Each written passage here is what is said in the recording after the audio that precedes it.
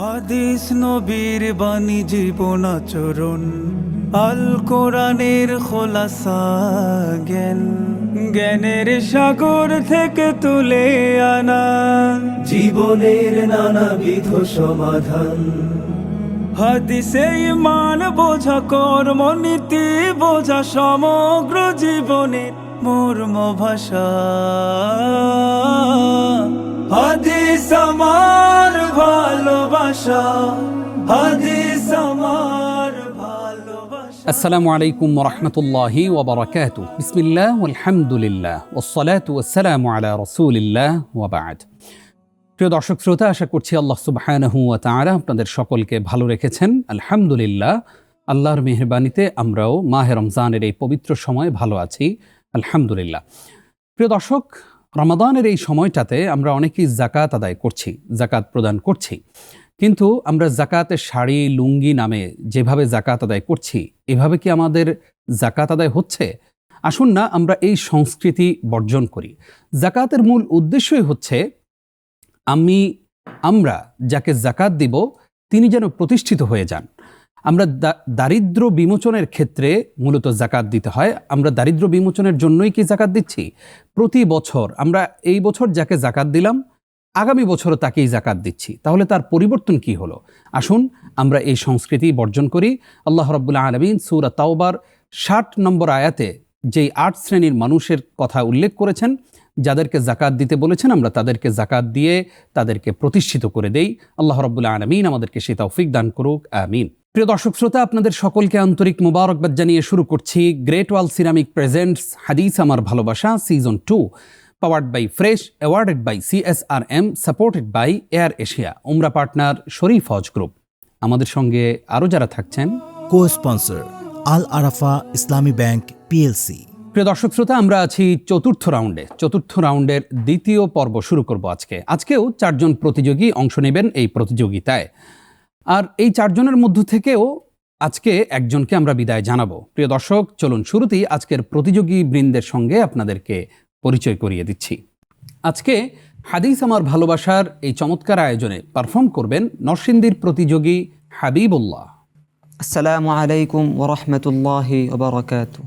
গাইবান্ধার বন্ধু মোহাম্মদ মেহেদী হাসান। আসসালামু আলাইকুম ওয়া রাহমাতুল্লাহি ওয়া বারাকাতুহু। ময়মনসিংহের প্রতিযোগী জুবায়ের আহমদ। আসসালামু আলাইকুম ওয়া রাহমাতুল্লাহি ওয়া বারাকাতুহু। এবং সেই সাথে আরও একজন প্রতিযোগী আছেন, ময়মনসিংহের প্রতিযোগী মুজাম্মিল হক। আসসালামু আলাইকুম ওয়া রাহমাতুল্লাহি ওয়া বারাকাতুহু। প্রিয় দর্শক, যথারীতি আমাদের সঙ্গে আছেন আমাদের মুহতারাম মুসাঈদ বা সহযোগী বিচারকের দায়িত্ব পালন করছেন ডাক্তার জুবায়ের আল মাহমুদ, চ্যাম্পিয়ন আলোকিত জ্ঞানী 2018। আসসালামু আলাইকুম ওয়া রাহমাতুল্লাহ।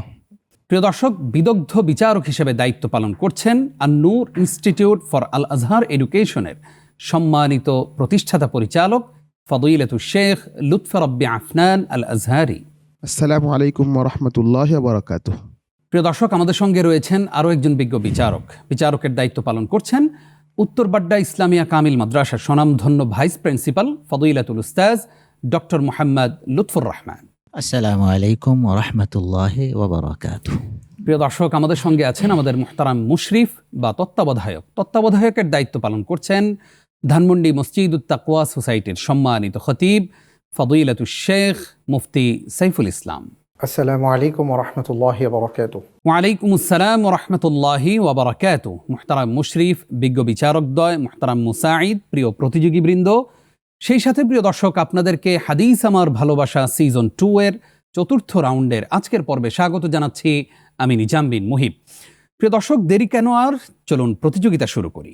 শুরুতেই নরসিংদীর প্রতিযোগী হাবিবুল্লাহ ভাই আমাদেরকে 8টি মুখস্থ হাদিস শোনাচ্ছেন। عن أبي هريرة رضي الله عنه عن النبي صلى الله عليه وسلم قال: لا يؤمن أحدكم حتى أكون أحب إليه من والده وولده والناس أجمعين. أخرجه البخاري. عن أبي واقد الليثي أن رسول الله صلى الله عليه وسلم بينما هو جالس في المسجد والناس معه إذ أقبل 3 نفر، فأقبل 2 إلى رسول الله صلى الله عليه وسلم وذهب واحد. قال: فوقفا على رسول الله صلى الله عليه وسلم فأما أحدهما فرأى فرجة في الحلقة فجلس فيها، وأما الآخر فجلس خلفهم، وأما الثالث فأدبر ذاهبا. فلما فرغ رسول الله صلى الله عليه وسلم قال: ألا أخبركم عن النفر الثلاثة؟ أما أحدهم فأوى إلى الله فآواه الله، وأما الآخر فاستحيا فاستحيا الله منه، وأما الآخر فأعرض الله عنه. أخرجه البخاري. عن أبي هريرة رضي الله عنه عن النبي صلى الله عليه وسلم قال: إن أمتي يدعون يوم القيامة غرا محجلين من آثار الوضوء، فمن استطاع منكم أن يطيل غرته فليفعل. أخرجه البخاري. عن أبي هريرة رضي الله عنه عن النبي صلى الله عليه وسلم قال: إذا قال الإمام غير المغضوب عليهم ولا الضالين فقولوا آمين، فإنه من وافق قوله قول الملائكة غفر له ما تقدم من ذنبه. أخرجه البخاري. عن أبي هريرة رضي الله عنه عن النبي صلى الله عليه وسلم قال: صوموا لرؤيته وأفطروا لرؤيته، فإن غبي عليكم فأكملوا عدة شعبان 30. أخرجه البخاري. عن أبي هريرة رضي الله عنه عن النبي صلى الله عليه وسلم قال: خير الصدقة ما كان عن ظهر غنى، وابدأ بمن تعول. أخرجه البخاري. عن أبي هريرة رضي الله عنه عن النبي صلى الله عليه وسلم قال: من حج لله فلم يرفث ولم يفسق رجع كيوم ولدته أمه. أخرجه البخاري. عن أبي هريرة رضي الله عنه عن النبي صلى الله عليه وسلم قال: يا نساء المسلمات لا تحقرن جارة لجارتها ولو فرس نشات. أخرجه البخاري. মাশাআল্লাহ। প্রিয় দর্শক, নরসিংদীর প্রতিযোগী হাবিবুল্লাহ ভাইয়ের পারফরমেন্স সম্পর্কে মন্তব্য করবেন মুহাদ্দিস প্যানেলের বিজ্ঞ বিচারক ফদিলাতুশ শেখ ডক্টর মোহাম্মদ লুৎফুর রহমান। আলহামদুলিল্লাহ, আপনি চমৎকারভাবে হাদিস উপস্থাপন করেছেন। আমি হাদিসের মধ্যেই ছিলাম যখন আপনি বলছিলেন, আমার দেহ মন সবই এর মধ্যে ছিল। এবং আরেকটি বিষয় হলো, আপনি নানান বিষয়ের হাদিস এখানে নিয়ে এসেছেন, সুতরাং হাদিস চয়ন আপনার খুব সুন্দর। আমি একটা জায়গাতে একটু মোলাহাজা তালাফুজের ক্ষেত্রে, সেটা হলো সোমু লেরো ইয়াতিহি ওয়া আফতিরু লেরো ইয়াতিহি, হামজাটা তাহকিক করলে বোধহয় আরও সুন্দর হতে পারতো। শুকরাল্লাহ। জাযাকাল্লাহ খাইর। আমরা এবার আপনার কাছ থেকে দুইটি হাদিসের ভাবানুবাদ শুনব। প্রথম হাদিস আবু হুরায়রা রাদিয়াল্লাহু আনহু থেকে বর্ণিত। রাসূলুল্লাহ সাল্লাল্লাহু আলাইহি ওয়াসাল্লাম বলেছেন, তোমাদের কেউ যেন মৃত্যু কামনা না করে। যদি সে নেককার হয় তাহলে হয়তো সে তার নেক আমল বৃদ্ধি করবে, আর যদি গুনাহগার হয় তাহলে হয়তো সে তওবা করবে। হাদিসটি ইমাম বুখারী রাহিমাহুল্লাহ তার সহিহ গ্রন্থে উল্লেখ করেছেন। দ্বিতীয় হাদিস আবু হুরায়রা রাদিয়াল্লাহু আনহু থেকে বর্ণিত। রাসূলুল্লাহ সাল্লাল্লাহু আলাইহি ওয়াসাল্লাম বলেছেন, স্ত্রী যদি তার স্বামীর সম্পদ থেকে অনুমতি ছাড়া সাদাকা করে তাহলে স্বামী অর্ধেক সওয়াব পাবে। হাদিসটি ইমাম বুখারী রাহিমাহুল্লাহ তার গ্রন্থে উল্লেখ করেছেন। মাশাআল্লাহ, দুইটি হাদিসের ভাবানুবাদ আমরা শুনলাম। কেমন করলেন আমাদের এই প্রতিযোগী, জানতে চাইব শেখ লুৎফে রব্বি আফনান আল আজহারি হাফিজাহুল্লাহর কাছ থেকে। আমাদের প্রতিযোগী বন্ধু হাবিবুল্লাহ ভাই খুব চমৎকারভাবে এগিয়ে যাচ্ছেন। তিনি খুব সুন্দর দুটি হাদিসের ভাবানুবাদ আমাদেরকে শোনালেন। তবে এখানে একটি বিষয় যে তিনি মুখস্থ হাদিস এবং অনুবাদ সবগুলোই আবু হুরায়রা রাদিয়াল্লাহু আনহু থেকেই বলেছেন। এখানে সাহাবায়ে কেরামে একাধিক সাহাবীর বর্ণনা আসলে আরও সুন্দর হতো। আগামীতে আপনি এই বিষয়গুলো লক্ষ্য রাখবেন আশা করছি ইনশাআল্লাহ। যাচ্ছি পরবর্তী প্রতিযোগী মাহাদি হাসান ভাইয়ের কাছে। আপনি প্রস্তুত? আপনার কাছ থেকে এই মুহূর্তে আমরা 8টি হাদিস আমাদের দর্শকদেরকে শোনাবো। عن ابن عمر رضي الله عنهما قال أخذ رسول الله صلى الله عليه وسلم بمنكبي وقال كن في الدنيا كأنك غريب أو عابر سبيل. وكان ابن عمر رضي الله عنهما يقول إذا أمسيت فلا تنتظر الصباح وإذا أصبحت فلا تنتظر المساء وخذ من صحتك لمرضك ومن حياتك لموتك. رواه البخاري رحمه الله. عن أبي هريرة رضي الله عنه أن رسول الله صلى الله عليه وسلم قال إن أحدكم إذا قام يصلي جاءه الشيطان فلبس عليه حتى لا يدري كم صلى فإذا وجد ذلك أحدكم فليسجد سجدتين وهو جالس. رواه مالك رحمه الله. عن مسروق رحمه الله قال قال عبد الله رضي الله عنه آكل الربا وموكله وشاهداه إذا علماه والواشمة والمستوشمة ولاو الصدقة والمرتد أعربيا بعد الهجرة ملعونون على لسان محمد صلى الله عليه وسلم. رواه الترمذي رحمه الله. عن أبي هريرة رضي الله عنه أن رسول الله صلى الله عليه وسلم قال تكفل الله لمن جاهد في سبيله لا يخرجه من بيته إلا الجهاد في سبيله والتصديق كلماته أن يدخله الجنة أو يرده إلى مسكنه الذي خرج منه مع ما نال من أجر أو غنيمة. رواه مالك رحمه الله. عن يحيى بن سعيد رحمهما الله أن رسول الله صلى الله عليه وسلم رغب في الجهاد وذكر الجنة ورجل من الأنصار يأكل تمرات في يده فقال إني لحريص على الدنيا إن جلست حتى أفرغ منهن فرمى ما في يده فحمل بسيفه فقاتل حتى قتل. رواه مالك رحمه الله. عن عائشة رضي الله عنها أن رسول الله صلى الله عليه وسلم قال ما من امرئ تكون له صلاة بليل يغلبه عليها نوم إلا كتب الله له أجر صلاته وكان نومه عليه صدقة. رواه مالك رحمه الله. عن أبي هريرة رضي الله عنه عن النبي صلى الله عليه وسلم قال ما بين منكبي الكافر مصيرة 3 أيام للراكب المسرع. رواه البخاري رحمه الله. عن أبي هريرة رضي الله عنه قال النبي صلى الله عليه وسلم لا يدخل أحد الجنة إلا أري مقعده من النار لو أساء ليزداد شكرا ولا يدخل النار أحد إلا أري مقعده من الجنة لو أحسن ليكون عليه حسرة. رواه البخاري رحمه الله. تم بحمد الله عز وجل. মাশাআল্লাহ। আমাদের প্রতিযোগী মাহদি হাসান ভাইয়ের পারফরমেন্স সম্পর্কে এবার মন্তব্য করবেন শেখ লুৎফে রাব্বি আফনান। ধন্যবাদ আপনাকে। আমাদের প্রতিযোগী বন্ধু মাহদি হাসান ভাই বরাবরের মতোই খুব চমৎকারভাবে হাদিস উপস্থাপন করেছেন এবং তার উচ্চারণগত বিশুদ্ধতাও দিন দিন বাড়ছে। আমরা তার জন্য দোয়া করছি। তবে একটি বিষয়, আপনি চতুর্থ হাদিসে ইল্লাল জিহাদু ফি সাবিলিহি ও তাসদিকু কালিমাতিহি, এখানে উচ্চারণটা একটু অস্পষ্ট হয়েছে, এটা খেয়াল রাখতে হবে। ধন্যবাদ আপনাকে। আপনার কাছ থেকে এই মুহূর্তে আমরা 2টি হাদিসের ভাবানুবাদ শুনব। প্রথম হাদিস আনাস বিন মালিক রাদিয়াল্লাহু আনহু হতে বর্ণিত, নবী করিম সাল্লাল্লাহু আলাইহি ওয়াসাল্লাম থেকে বর্ণনা করে বলেন যে জাহান্নামের আগুনে চর্ম বিবর্ণ হয়ে যাওয়ার পর কিছু লোককে জাহান্নাম থেকে বের করা হবে এবং তারা জান্নাতে প্রবেশ করবে। তারপর যারা জান্নাতি তারা তাদেরকে জাহান্নামী বলে আখ্যায়িত করবেন। হাদিসটি ইমাম বুখারী রাহিমাহুল্লাহ তার সহিহুল বুখারী গ্রন্থে বর্ণনা করেন। দ্বিতীয় হাদিস আব্দুল্লাহ ইবনে আমর ইবনে আস রাদিয়াল্লাহু আনহুমা হতে বর্ণিত, রাসূলুল্লাহ সাল্লাল্লাহু আলাইহি ওয়াসাল্লাম বলেছেন আমার হাউজে কাউসারের দূরত্ব হবে 1 মাসের দূরত্বের ন্যায় এবং এর পানি হবে রূপার চাইতেও সাদা এবং এর যে সুঘ্রাণ এটা মিসকাম্বরের চাইতে অধিক সুগন্ধিযুক্ত হবে এবং এর যে পানপাত্র হবে তা আসমানের তারকারাজির ন্যায়। যে ব্যক্তি এখান থেকে একবার পান করবে সে আর কখনো তৃষ্ণার্ত হবে না। হাদিসটি ইমাম মুসলিম রাহিমাহুল্লাহ তার সহিহ মুসলিম গ্রন্থে বর্ণনা করেন। সুবহানাল্লাহ। প্রিয় দর্শক, কি চমৎকার 2টি হাদিস আমরা শুনলাম। আমাদের প্রতিযোগীর পারফরমেন্স সম্পর্কে এবার মন্তব্য করবেন ডক্টর মোহাম্মদ লুৎফুর রহমান হাফিজাহুল্লাহ।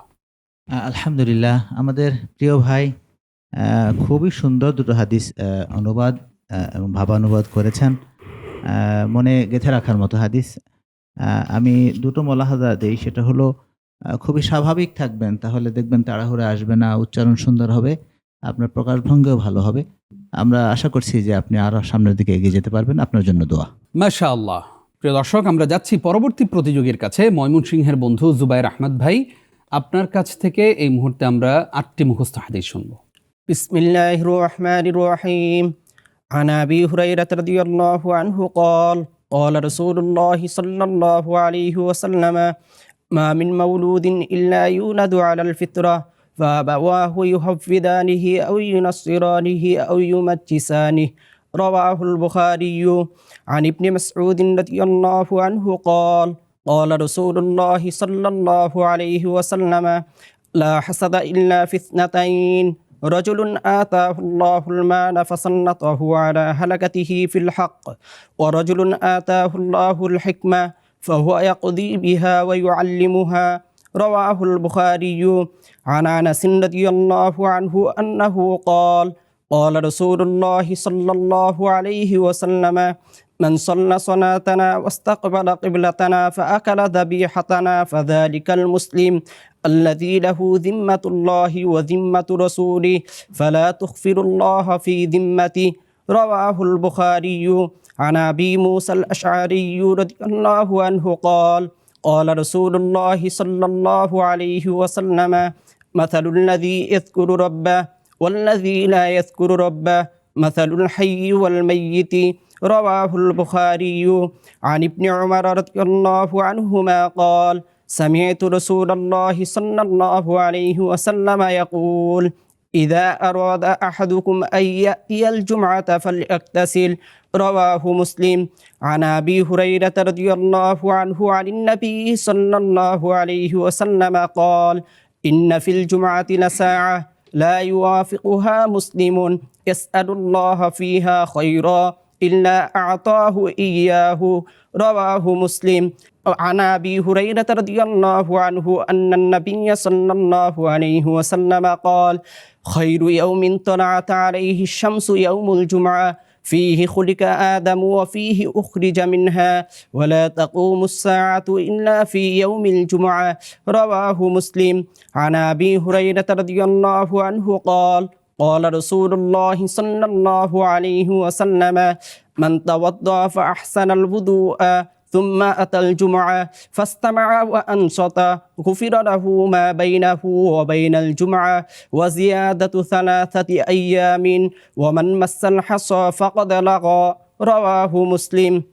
মাশাআল্লাহ। প্রিয় দর্শক, আমাদের জুবায়ের ভাই অত্যন্ত চমৎকার করে হাদিস উপস্থাপন করেছেন। তার পারফরম্যান্স সম্পর্কে মন্তব্য করবেন মুহাদ্দিস প্যানেল থেকে বিজ্ঞ বিচারক ডক্টর মোহাম্মদ লুৎফর রহমান হাফিজাহুল্লাহ। আলহামদুলিল্লাহ, আপনি ভালো ভালো হাদিস আলহামদুলিল্লাহ নিয়ে এসেছেন। তবে হাদিসগুলো আপনি শুধু সহিহ বুখারী এবং মুসলিম দুটো গ্রন্থ থেকে নিয়ে এসেছেন। আরও বেশি গ্রন্থ থেকে নিয়ে আসলে আমরা আরও গ্রন্থের নামও একই সাথে জানতে পারতাম। দ্বিতীয়, আপনি অষ্টম যে হাদিসটি পড়েছেন সহিহ মুসলিমের মধ্যে যে রেওয়ায়াতটি এসেছে সুম্মা আতাল জুমুআতা ওয়া আনসাতা, আপনি অতিরিক্ত আরেকটি শব্দ এখানে যোগ করেছেন ফাইস্তামা, এটাও পরিত্যাজ্য ছিল এখানটাতে।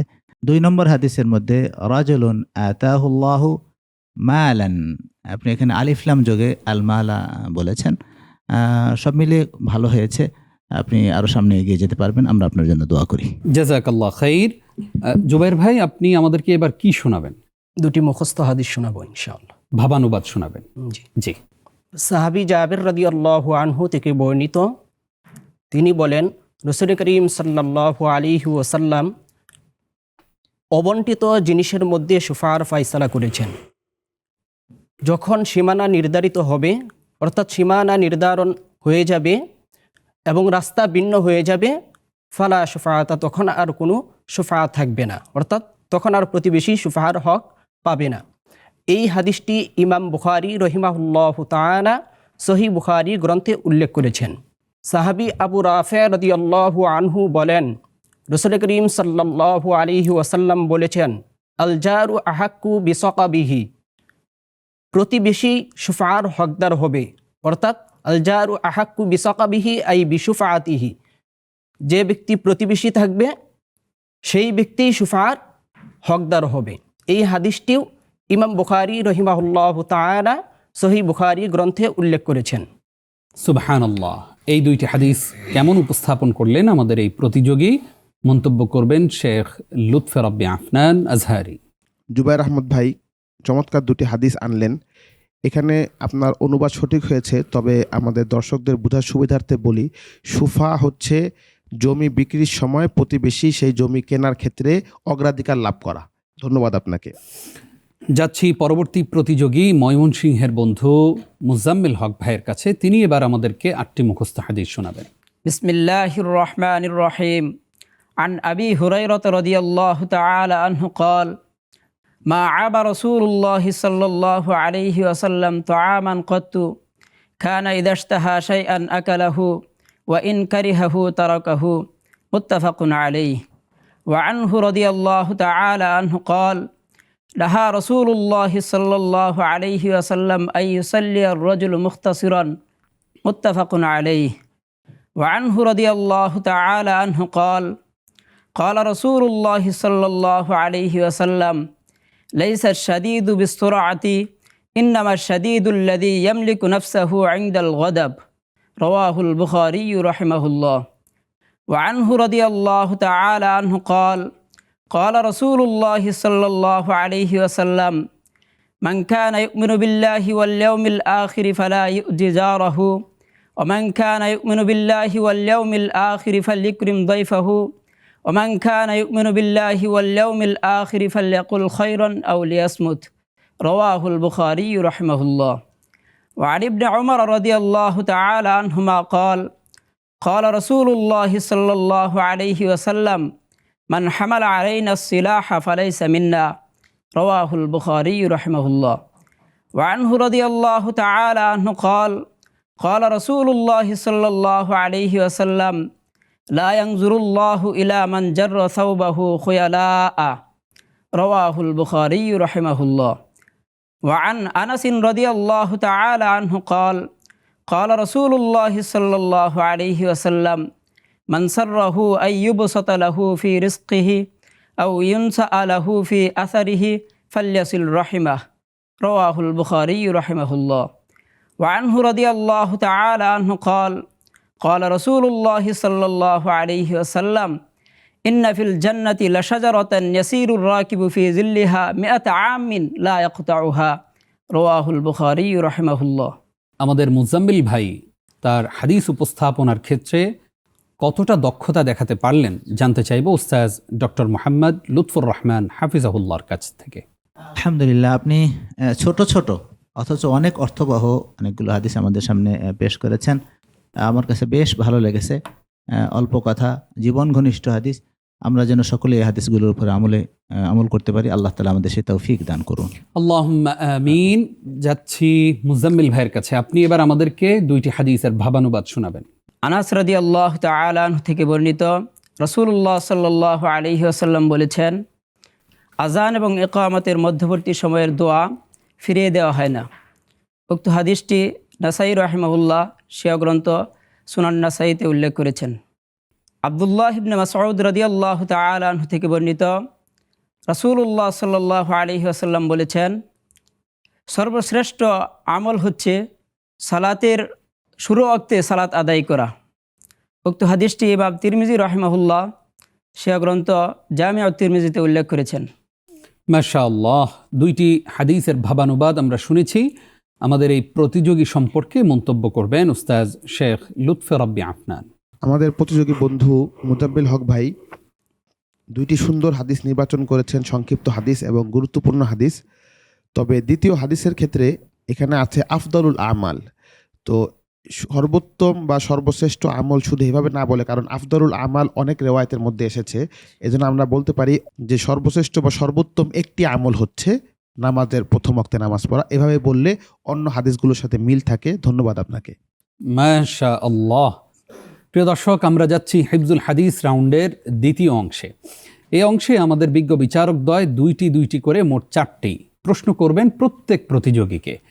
আমরা শুরুতেই হাবিবুল্লাহ ভাইকে প্রশ্ন করার জন্য বিনীত অনুরোধ করছি আমাদের বিজ্ঞ বিচারক লুৎফে রব্বি আফনান হাফিজাহুল্লাহকে।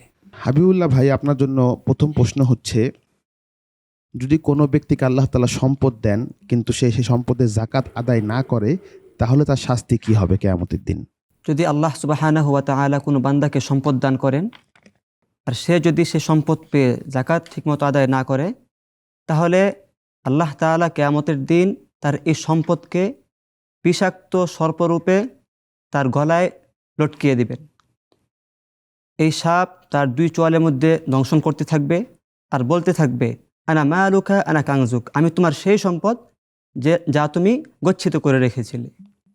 ধন্যবাদ আপনাকে। আল্লাহ তাআলা আমাদের সবাইকে হেফাজত করুন। আমিন। আপনার জন্য দ্বিতীয় প্রশ্ন হচ্ছে, শাররুত তাআম বা নিকৃষ্ট খাবার কোনটি? রাসূলুল্লাহ সাল্লাল্লাহু আলাইহি ওয়াসাল্লাম বলেছেন, সর্বনিকৃষ্ট খাবার হচ্ছে ওই অলিমার খাবার যে অলিমার দাওয়াত শুধুমাত্র ধনীদেরকে দেওয়া হয়, গরিবদেরকে সেখান থেকে বঞ্চিত করা হয়।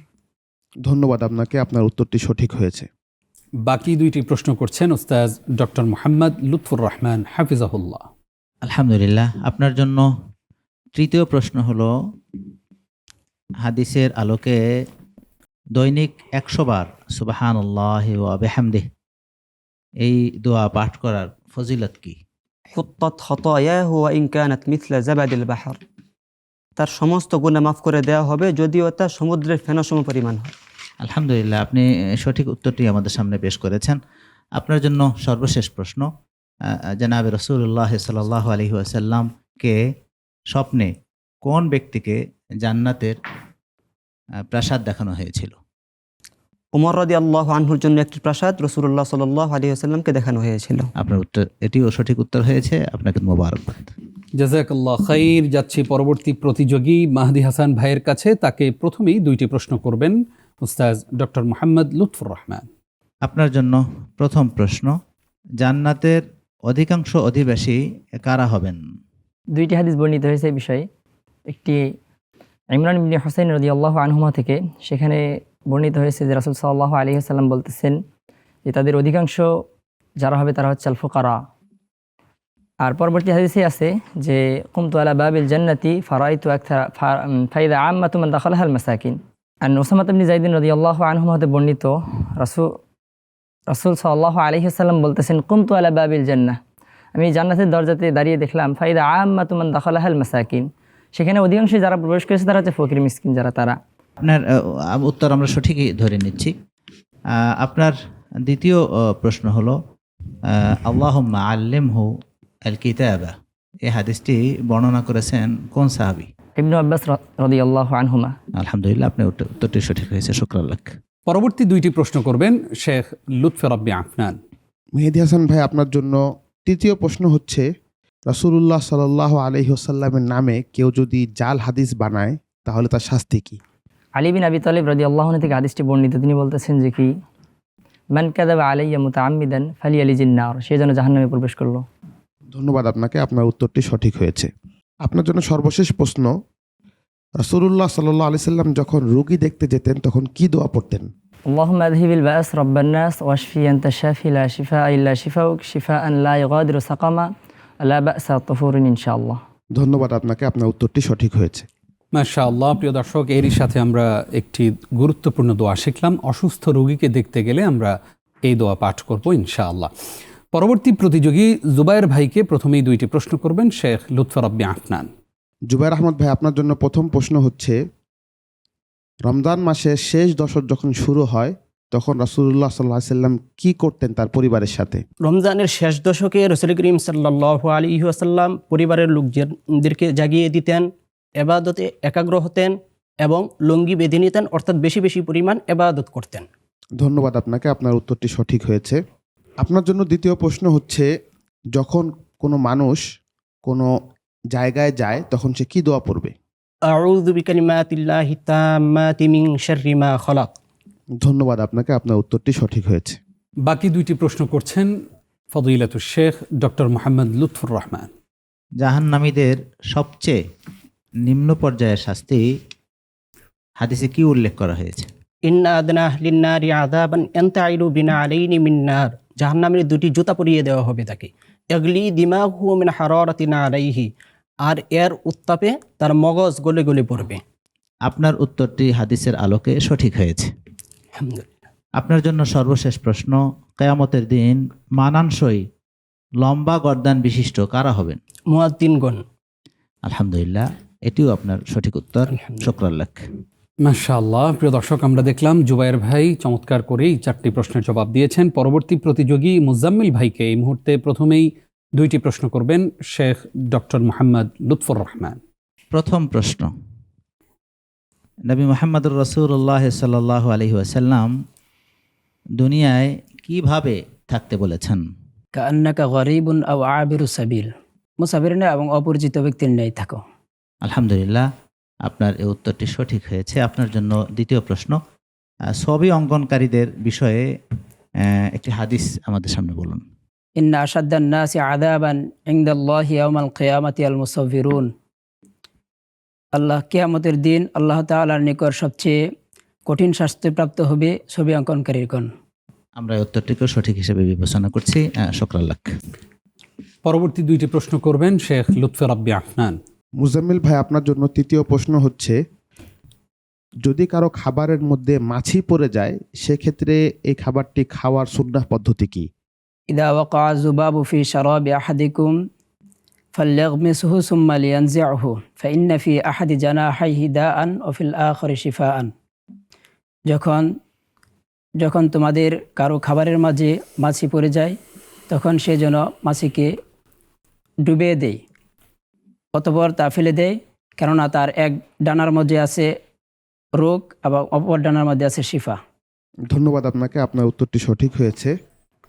আপনার জন্য সর্বশেষ প্রশ্ন, যখন আজান হয় তখন আল্লাহ রসুল আমাদেরকে কি করতে বলেছেন?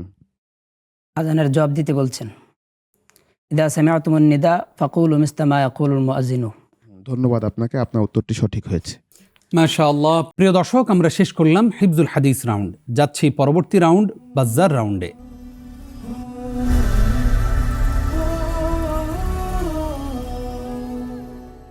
এই রাউন্ডে আমি আপনাদেরকে 5টি প্রশ্ন করব।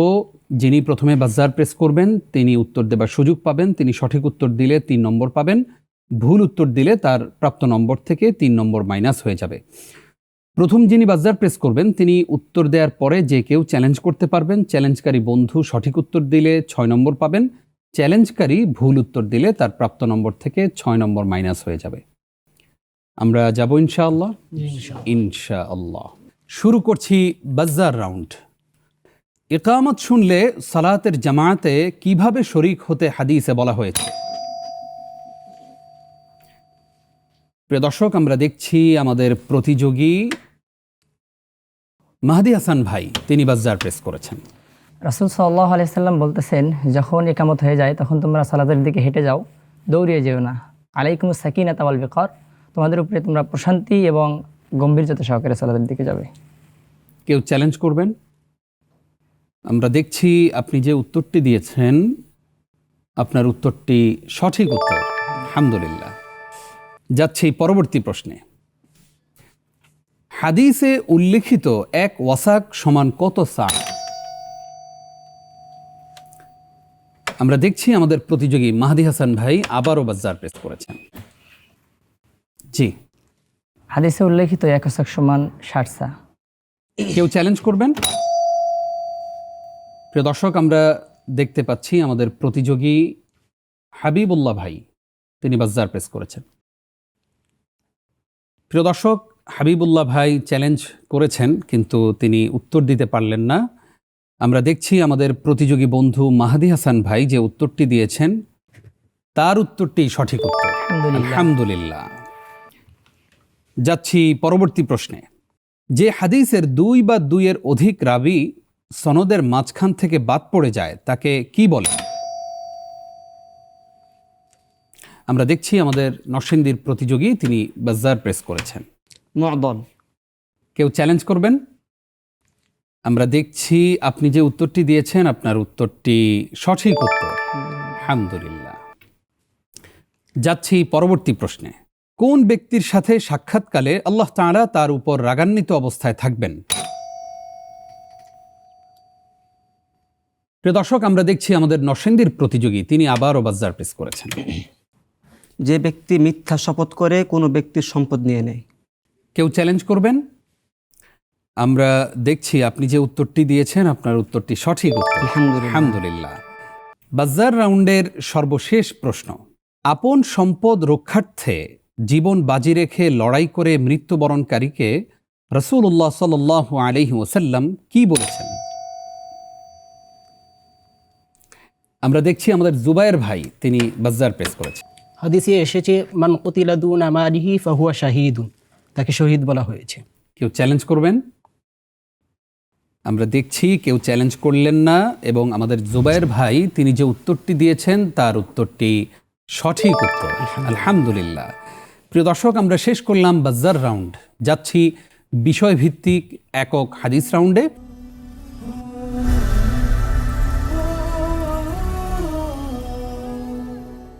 এই রাউন্ডে আমাদের মুহতারাম মুসাঈদ জুবায়ের আল মাহমুদ ভাই তিনি তার সামনে থাকা জার থেকে প্রত্যেক প্রতিযোগীর জন্য একটি করে কুপন তুলবেন আর সেখানেই থাকবে প্রশ্ন। চলুন প্রিয় দর্শক, শুরু করছি বিষয়ভিত্তিক একক হাদিস রাউন্ড। শুরুতেই আমাদের প্রতিযোগী হাবিবুল্লাহ ভাইয়ের জন্য, যার থেকে প্রশ্ন তুলবেন মুহতারাম মুসাঈদ ডাক্তার জুবায়ের আল মাহমুদ। হাবিবুল্লাহ ভাইয়ের জন্য প্রশ্ন হলো, বিচারক ও বিচার কার্য নিয়ে একটি হাদিস আমাদের শুনান। عن عبد الله بن عمرو بن العاص رضي الله عنهما قال قال رسول الله صلى الله عليه وسلم إذا حكم الحاكم فاجتهد ثم أصاب فله أجران وإذا حكم فاجتهد ثم أخطأ فله أجر متفق عليه। হাদিসটির অনুবাদ শুনতে যাচ্ছে। হযরত আমর ইবনুল আস রাদিয়াল্লাহু আনহু থেকে বর্ণিত, রাসূলুল্লাহ সাল্লাল্লাহু আলাইহি ওয়াসাল্লাম বলেছেন, কোনো বিচারক যদি তার ইজতিহাদে সঠিক সিদ্ধান্তে পৌঁছায় তাহলে সে দ্বিগুণ সওয়াব পাবে, আর যদি কোনো বিচারক ইজতিহাদে ভুল করে তাহলে সে একটি সওয়াব পাবে। হাদিসটি ইমাম বুখারী এবং মুসলিম রাহিমাহুমাল্লাহ তাদের কিতাবে উল্লেখ করেছেন। অনুবাদ সুন্দর হয়েছে, জাযাকাল্লাহু খায়রান। মাশাআল্লাহ। পরবর্তী প্রতিযোগী মাহদি হাসান ভাইয়ের জন্য, যার থেকে প্রশ্ন তুলবেন মুহতারাম মুসাঈদ। মেহেদী হাসান ভাইয়ের জন্য যে বিষয়ে হাদিস বলতে হবে তা হলো লজ্জা। লজ্জা সম্পর্কে একটি হাদিস আমাদের শুনান। عن سالم بن عبد الله رحمه الله عن أبيه رضي الله عنه قال مر النبي صلى الله عليه وسلم على رجل من الأنصار وهو يعيذ أخاه في الحياء فقال رسول الله صلى الله عليه وسلم دعه فإن الحياء من الإيمان متفق عليه। ধন্যবাদ। হাদিসটির অর্থ বলুন। সালেম বিন আবদুল্লাহ রহিমাহুল্লাহ তার পিতা আবদুল্লাহ ইবনে ওমর রাদিয়াল্লাহু আনহুমা থেকে বর্ণনা করে বলেন, একদা রাসূলুল্লাহ সাল্লাল্লাহু আলাইহি ওয়াসাল্লাম এক আনসারী লোকের পাশ দিয়ে যাচ্ছিলেন। এমন সময় ওই আনসারী ব্যক্তি তার ভাইকে লজ্জার বিষয়ে অধিক লজ্জা কেন এই জন্য তাকে কথা বলতেছিলেন, উপদেশ দিচ্ছিলেন। তখন রাসূল সাল্লাল্লাহু আলাইহি ওয়াসাল্লাম তাকে বললেন, তুমি তাকে ছেড়ে দাও, বা তাকে অধিক লজ্জা এই জন্য তাকে তিরস্কার করো না, কেননা ফাইনাল হায়া আমিনাল ঈমান, কেননা লজ্জাশীলতা ঈমানের অন্যতম বা ঈমানের অন্তর্ভুক্ত। হাদিসটি ইমাম বুখারী এবং মুসলিম রাহিমাহুল্লাহ তাদের উভয় সহিহ গ্রন্থে বর্ণনা করেন। জাযাকাল্লাহু খায়রান। অনুবাদ সুন্দর হয়েছে এবং আপনাকে আবারও ধন্যবাদ। অনেকগুলো হাদিস থাকা সত্ত্বেও তুলনামূলক কঠিন একটি হাদিস আপনি বাছাই করেছেন। জাযাকাল্লাহু খায়রান। বারাকাল্লাহু ফিক। পরবর্তী প্রতিযোগী জুবায়ের ভাইয়ের জন্য, যার থেকে প্রশ্ন তুলবেন ডাক্তার জুবায়ের। আমার মিতা জুবায়ের আহমদ ভাইয়ের জন্য যে বিষয়টি এসেছে সেটা হলো কুরবানি। কুরবানি সম্পর্কিত একটি হাদিস আমাদেরকে শোনাবেন। عن أم سلمة رضي الله عنها أن النبي صلى الله عليه وسلم قال إذا رأيتم هلال ذي الحجة وأراد أحدكم أن يزحي فليمسك عن شعره وأظفاره رواه مسلم। হাদিসটির অনুবাদ শুনতে চাচ্ছি। উম্মুল মুমিনিন উম্মে সালামা রাদিয়াল্লাহু আনহা থেকে বর্ণিত, তিনি বলেন, রাসূল করিম সাল্লাল্লাহু আলাইহি ওয়াসাল্লাম বলেছেন, যখন তোমরা দিলহজ মাসের চাঁদ দেখো আর তোমাদের কেউ কুরবানি করতে চায়, তখন সে যেন নখ কাটা এবং চুল কাটা থেকে বিরত থাকে। এই হাদিসটি ইমাম মুসলিম রাহিমাহুল্লাহ তাআলা আনহু ওনার সহিহ মুসলিম গ্রন্থে উল্লেখ করেছেন। জাযাকাল্লাহু খায়রান। অনুবাদ সুন্দর হয়েছে। পাশাপাশি আমরা একটা আমল জানতে পারলাম। আমরা যারা কুরবানি নিয়ত করব তারা যুলহিজ্জা মাসের চাঁদ উঠে গেলে আমরা চুল এবং নখ কাটা থেকে বিরত থাকবো। আসসালামু আলাইকুম। জাযাকাল্লাহু খায়র। বারাকাল্লাহু ফিক। পরবর্তী এবং সর্বশেষ প্রতিযোগী মুজাম্মিল ভাইয়ের জন্য, যার থেকে প্রশ্ন তুলবেন মুহতারাম মুসাঈদ ডাক্তার জুবায়ের আল মাহমুদ। মুজাম্মিল হক ভাইয়ের কাছ থেকে যাকাতুল ফিত্র নিয়ে একটি হাদিস শুনতে চাচ্ছি। ফিতরা সম্পর্কিত একটি হাদিস। عن أبي هريرة رضي الله تعالى عنه قال قال رسول الله صلى الله عليه وسلم ليس على المسلم في عبده ولا في فرسه صدقة। আবু হুরায়রা রাদিয়াল্লাহু তাআলা আনহু থেকে বর্ণিত, তিনি বলেন, রাসূলুল্লাহ সাল্লাল্লাহু আলাইহি ওয়াসাল্লাম বলেছেন যে কোনো ব্যক্তির গোলাম এবং ফারাস ঘোড়ার মাঝে যাকাত নেই। হাদিসটি সুন্দর বলেছেন, অনুবাদও বলেছেন, কিন্তু আমাদের বিষয়ভিত্তিক হাদিসটি শুনতে পাইনি।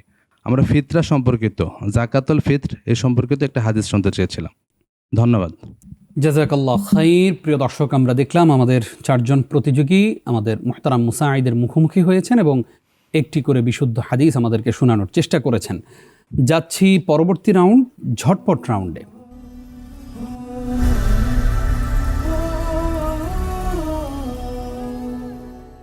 এই রাউন্ডে আমি আপনাদের প্রত্যেককে 3টি করে প্রশ্ন করব। সঠিক উত্তরের জন্য আপনাদের জন্য থাকবে 3 করে নম্বর। শুরুতেই হাবিবুল্লাহ ভাইয়ের জন্য ঝটপট প্রশ্ন। রাসূলুল্লাহ সাল্লাল্লাহু আলাইহি ওয়াসাল্লাম কোন সালাত কখনো দ্রুত কখনো দেরিতে পড়তেন? ঈশার সালাত। সঠিক উত্তর। ইমানের উপর মৃত্যুর কোন নিদর্শনটি হাদিসে এসেছে? বিআরাকিল জাবিন, মানে মুমিন মৃত্যুবরণ করে কপালে ঘাম নিয়ে। সঠিক উত্তর। এক মুমিন অন্য মুমিন ভাইয়ের জন্য আয়নাতুল্য মানে কি? উদ্দেশ্য হচ্ছে যে এক ব্যক্তি, এক মুমিন ভাই অপর মুমিন ভাইয়ের যদি কোনো ভুল হয় তাহলে সে তাকে শুধরে দিবে। সঠিক উত্তর, মাশাআল্লাহ। যাচ্ছি পরবর্তী প্রতিযোগী মোহাম্মদ মাহদি হাসান ভাইয়ের কাছে। আপনার জন্য ঝটপট প্রশ্ন। শিশু কিশোরদের হজের সওয়াব কে পাবেন? যদি পিতামাতা তার অলি হয় তাহলে পিতামাতা পাবে, অন্যথায় যে অভিভাবক থাকবে সে অভিভাবক পাবে। সঠিক উত্তর। আজানের ক্ষেত্রে তারজি বলতে কি বোঝায়? তারজি বলতে বোঝায় আশহাদু আল্লা ইলাহা ইল্লাল্লাহ, এটি জোরে বলার পূর্বে আগে আস্তে বলে নেওয়া, এবং আশহাদু আন্না মুহাম্মাদুর রাসূলুল্লাহ, এটিও জোরে বলার পূর্বে এটি আস্তে বলে নেওয়া। সঠিক উত্তর, মাশাআল্লাহ। সর্বশেষ প্রশ্ন আপনার জন্য। মুমূর্ষ ব্যক্তিকে কি স্মরণ করিয়ে দেওয়া উচিত? হাদিসে এসেছে লাকিলু মাউতাকুম লা ইলাহা ইল্লাল্লাহ, তোমরা মুমূর্ষ ব্যক্তিকে লা ইলাহা ইল্লাল্লাহ স্মরণ করিয়ে দাও। একদম সঠিক উত্তর, মাশাআল্লাহ। যাচ্ছি পরবর্তী প্রতিযোগী জুবাইর আহমদ ভাইয়ের কাছে। আপনার জন্য ঝটপট প্রশ্ন।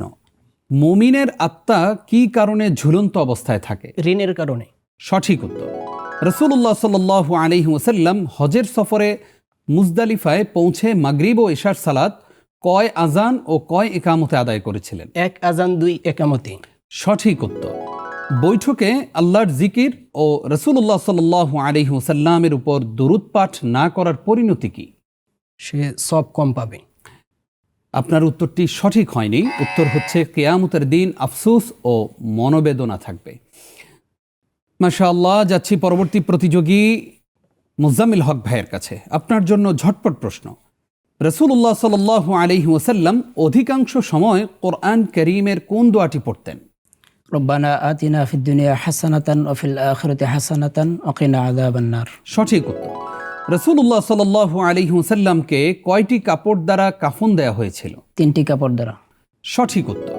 হাইয়া আলাস সালাহ ও হাইয়া আলাল ফালাহ এর জবাবে কি বলতে হয়? লা হাওলা ওয়ালা কুওয়াতা ইল্লা বিল্লাহ। সঠিক উত্তর, মাশাআল্লাহ। আমরা দেখলাম প্রিয় দর্শক, আমাদের প্রত্যেক প্রতিযোগী তাদের 3টি করে প্রশ্নের জবাব দেওয়ার চেষ্টা করেছেন। এরই সাথে আমরা শেষ করলাম আজকের প্রতিযোগিতা। আমরা দেখছি আমাদের বিজ্ঞ বিচারকদ্বয় মুহতারাম মুসাঈদ ফলাফল তৈরি করছেন। চলুন এই ফাঁকে আমরা আমাদের মুহতারাম মুশরিফ ফদিলাতুশ শেখ মুফতি সাইফুল ইসলাম হাফিজাহুল্লাহ এর কাছ থেকে ঘুরে আসি। উস্তাজ, আপনি আমাদেরকে বলবেন, ঋণ রেখে যদি কোনো ব্যক্তি মৃত্যুবরণ করে তাহলে তার অবস্থা কি হবে, এবং ঋণগ্রস্ত ব্যক্তির ব্যাপারেও কোরআন এবং হাদিসে কি বলা হয়েছে? আমরা আপনার কাছ থেকে এই মুহূর্তে আমাদের দর্শকদেরকে সেই গুরুত্বপূর্ণ কথাগুলো উপহার দিতে চাই। অনেক অনেক ধন্যবাদ আপনাকে। খুবই গুরুত্বপূর্ণ একটি বিষয় সম্পর্কে আপনি জানতে চেয়েছেন। বাস্তবতা হলো আমরা অনেকে ইমানদার দাবি করি, অনেক ইবাদত বন্দিগি করবার চেষ্টা করি, কিন্তু দেখা যায় আমরা অনেকের কাছ থেকে ঋণ নিয়ে থাকি এবং সেই ঋণ আমরা পরিশোধ করতে চাই না। যদি ব্যাপারটি এমন হয়ে থাকে, অনেকেই ব্যাংকের ঋণ নিয়েছেন, দিচ্ছেন না বা দিবেন না, মানুষের কাছ থেকে ঋণ নিয়েছেন, সেই ঋণ পরিশোধ করছেন না, তাহলে তার পরিণতি বা তার পরিস্থিতি কি হতে পারে, এই দুটো কথা আমি বলতে চাই সংক্ষিপ্তভাবে। আল্লাহ রাসূল সাল্লাল্লাহু আলাইহি ওয়াসাল্লাম বলেছেন, আতা'লামুনা মানিল মুফলিস, তোমরা কি জানো যে মুফলিসকে? সাহাবাই কেরাম বললেন যে হ্যাঁ, যার কাছে দিনার নেই, দিরহাম নেই, অর্থাৎ যার কাছে কোনো অর্থকড়ি নেই, তিনিই তো দেউলিয়া, তিনি তো মুফলিস। মুফলিস মানে দেউলিয়া। রাসূল সাল্লাল্লাহু আলাইহি ওয়াসাল্লাম বললেন, প্রকৃত দেউলিয়া হলো সেই ব্যক্তি যে কিয়ামতের ময়দানে অনেক আমল নিয়ে আল্লাহর দরবারে উঠবে, কিন্তু সে ঋণগ্রস্ত হওয়ার কারণে বা মানুষের হক তার কাছে থাকার কারণে, সে দুনিয়াতে পরিশোধ না করবার কারণে আখিরাতে সেই দিনে তার সমস্ত ঋণ পরিশোধ করতে হবে সওয়াবের মাধ্যমে। একটা পর্যায়ে এমন হবে যে মানুষের গুনাহের বোঝা সে বহন করবে, তার সমস্ত সওয়াব মানুষদেরকে সে দিয়ে, তার কথা ছিল জান্নাতে যাবার, কিন্তু এই কারণে সে জাহান্নামে চলে যাবে আর ওই মানুষগুলো জান্নাতে যাবে। তার মানে হলো, পৃথিবীতে কেউ যদি ঋণ নিয়ে কারো হক নিয়ে আদায় না করে, তাহলে কিয়ামতের ময়দানে তার সমস্ত আমল বরবাদ তো হবেই, এই আমলগুলো ওই যে হকদার তাদের কাছে ফেরত দিতে হবে। সুতরাং আমরা এই ব্যাপারে অবশ্যই অবশ্যই অবশ্যই আমরা খেয়াল রাখব, গুরুত্ব দেব। আমি যেন কখনো কোনো ঋণ রেখে আমার মৃত্যু না হয় সেদিকে খেয়াল রাখবো। আল্লাহ তৌফিক দান করুন, আমিন। জাযাকাল্লাহ খাইর উস্তাজ, আপনার কথা থেকেই আমরা যেই মেসেজ পেলাম সেটা হচ্ছে যে আমরা চেষ্টা করব ঋণ না করতে, আর করলেও যথাসময়ে তা পরিশোধ করতে। আর কোনো ব্যক্তি যদি ঋণ রেখে মৃত্যুবরণ করে তার আপনজনেরা যেন দ্রুত তার ঋণ পরিশোধ করে। আল্লাহ রাব্বুল আলামিন আমাদেরকে সে তৌফিক দান করুক, আমিন। প্রিয় দর্শক, আমরা ফলাফল ঘোষণা করব। আজকেও আমাদের আজকের পর্ব থেকে একজন প্রতিযোগী আমাদের কাছ থেকে বিদায় নেবেন। যিনি আমাদের কাছ থেকে বিদায় নেবেন তার জন্য রয়েছে 10,000 টাকা সমমূল্যের ইসলামী বই কেনার জন্য গিফট ভাউচার, রয়েছে নগদ 5,000 টাকা। আমার হাতে ফলাফল চলে এসেছে এবং আমাদের কাছ থেকে আজকে বিদায় নিচ্ছেন ময়মনসিংহের বন্ধু মুজাম্মিল হক। মুজাম্মিল ভাই, আপনার অনেক কষ্ট লাগছে, অনেক দূর এগিয়ে এসেছেন আপনি। আপনার সাথে সাথে আমাদেরও কষ্ট লাগছে আপনাকে বিদায় জানাতে। প্রতিযোগিতার নিয়ম অনুযায়ী কাউকে না কাউকে বিদায় নিতেই হবে, সেটা চিরন্তন সত্য। আপনার কাছ থেকে আমরা অনুভূতি জানতে চাই, এত দূর পর্যন্ত এসেছেন, আপনি কি স্বপ্ন দেখেছিলেন আর বাস্তবে আসলে কি হয়েছে? আলহামদুলিল্লাহ, এই প্রতিযোগিতার মাধ্যমে আমি অনেক কিছু শিখতে পেরেছি। পরে আমি চাই যে এই প্রতিযোগিতা প্রতি বছরই হোক এবং এর শাখা প্রশাখা চালু হোক। এবং সত্যি বলতে কি, আমাদের মুখস্থ হাদিস, এই প্রতিযোগিতার মাধ্যমে আমি অনেকগুলো মুখস্থ হাদিস মুখস্থ করতে পেরেছি এবং আপনারা এবার আরও ভালোভাবে সামনে করে যান। আমি ইনশাল্লাহ আরও আপনাদের যে প্রতিযোগিতা ইনশাল্লাহ হবে ওগুলোতে ইনশাল্লাহ অংশগ্রহণ করার চেষ্টা করব। ইনশাআল্লাহ ইনশাআল্লাহ। আমরা আপনাকে অনেক দূর পর্যন্ত এগিয়ে যান সেটাই দেখতে চেয়েছিলাম। বিজ্ঞ বিচারকদ্বয় বারবার বলছিলেন যে আপনি অনেক দূর পর্যন্ত যাবেন। সামান্য কিছু নম্বরের ব্যবধানে আপনি পিছিয়ে গেছেন এবং বিদায় নিচ্ছেন। আপনার জন্য শুভকামনা এবং দোয়া রইল, আপনিও আমাদের জন্য দোয়া করবেন। সেই সাথে প্রিয় দর্শক, আমরা বাকি 3 জন প্রতিযোগী, আমাদের জুবায়ের ভাই, সেই সাথে মাহাদি হাসান এবং হাবিবুল্লাহ ভাই, আপনাদেরকে নিয়ে চলে যাচ্ছি আমরা পরবর্তী রাউন্ডে। আপনারা পরবর্তী রাউন্ডে যাওয়ার জন্য আপনাদেরকে অভিনন্দন এবং মোবারকবাদ জানাচ্ছি। প্রিয় দর্শক, আমরা অনুষ্ঠান শেষ করব। অনুষ্ঠানের একেবারেই শেষের দিকে চলে এসেছি। চলুন এক নজরে এই মুহূর্তে আমরা দেখে আসি আজকের সকল প্রতিযোগীদের প্রাপ্ত ফলাফল।